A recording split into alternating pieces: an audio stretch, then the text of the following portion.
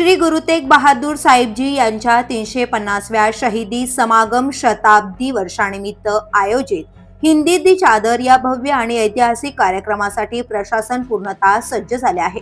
या कार्यक्रमाच्या पूर्वतयारीचा सविस्तर आढावा कोकण विभागीय आयुक्त डॉक्टर विजय सूर्यवंशी यांनी नवी मुंबई येथे घेतला। कोकण विभागीय आयुक्त कार्यालयात झालेल्या आढावा बैठकीत कार्यक्रमाचे नियोजन, जनजागृती उपक्रम, प्रभात फेऱ्या, विद्यार्थी व युवकांचा सहभाग तसेच मुख्य सोहळ्याची रूपरेषा यावर सविस्तर चर्चा करण्यात आली।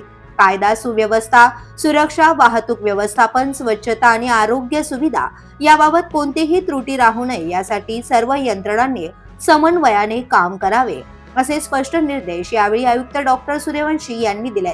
खारघर, नवी मुंबई येथे 28 फेब्रुवारी आणि 1 मार्च रोजी हा भव्य शहीदी समागम होणार असून या ऐतिहासिक कार्यक्रमाच्या यशस्वी आयोजनासाठी तब्बल 25 समित्यांची स्थापना करण्यात आली आहे। शासकीय यंत्रणा, गुरुद्वारा प्रशासन आणि विविध समाज घटकांच्या संयुक्त सहभागातून व्यापक तयारी सुरू आहे।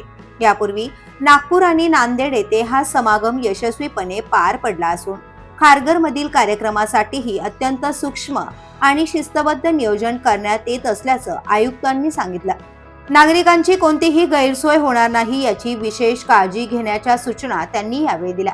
राज्य शासनाच्या अल्पसंख्याक विभागाच्या मार्गदर्शनाखाली हिंदी दी चादर शहीदी समागम कार्यक्रम समितीच्या तसेच शीख, सिकलीकर, बंजारा, लबाना, मोहियाल, सिंधी, वाल्मिकी, उदासीन संप्रदाय आणि वारकरी समाजाच्या संयुक्त विद्यमाने हा कार्यक्रम आयोजित करण्यात येणार आहे।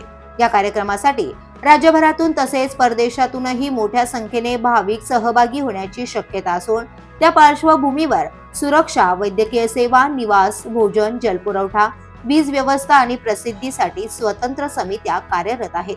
हिंदी दी चादर या कार्यक्रमाच्या माध्यमातून श्री गुरु तेग बहादूर साहिबजी यांच्या त्याग, शौर्य आणि सामाजिक ऐक्याचा संदेश समाजाच्या प्रत्येक घटकापर्यंत पोहोचेल असा विश्वास प्रशासनाने व्यक्त केलाय।